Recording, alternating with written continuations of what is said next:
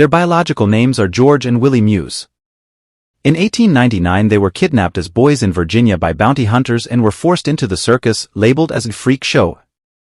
Their owners showcased them in circuses where they were exploited for profit in so-called freak shows. They became famous across the U.S. as Eco and Eco, the white Ecuadorian cannibals, the sheep-headed men, the ministers from Dahomey, and ambassadors from Mars.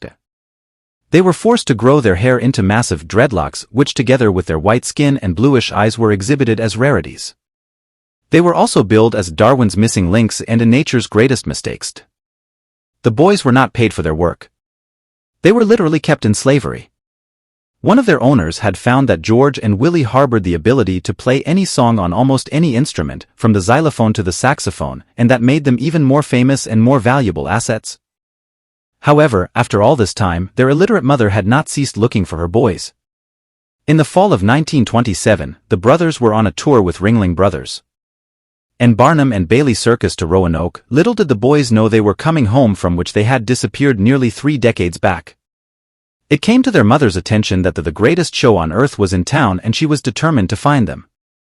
It was a tough decision to confront the Ringling Brothers, who were powerful multimillionaires who also had the attention of the heavyweight politicians and law enforcement agencies.